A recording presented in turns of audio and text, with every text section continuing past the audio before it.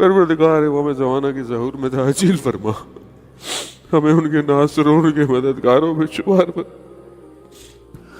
روز امام رہبر کی سلامتی کا صدقہ نکالتے تھے، آج صبح میں نے کہا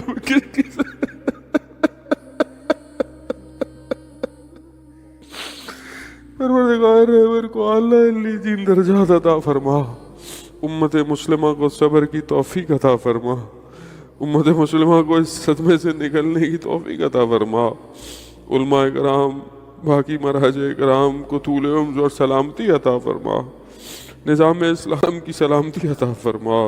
پروردگار جو لوگ باقی شہید ہو گئے ہیں، خاص طور پہ انہی حالات میں ابھی پاکستان کے اندر جو پروٹیسٹ کر رہے تھے مظاہرین، تقریباً 33 جوان شہید ہو چکے ہیں اس ٹائم، کراچی میں، اسلام آباد، سکردو، گلگت میں۔ بہرحال عشق تھا، ان کو برداشت نہیں ہوا ان سے اپنے لیڈر کا یہ صدمہ، اور انہوں نے بھی اپنے آپ کو اس راستے پر جافشاں کر دیا۔ پروردگار ان سب کے درجات کو بلند فرما۔ پروردگار وہ جو بچیاں کل سکول میں 40 سے 80 بچے جو ہیں وہ تقریباً چھوٹے چھوٹے بچے، پروردگار ان کے گھر والوں کو صبر عطا فرما۔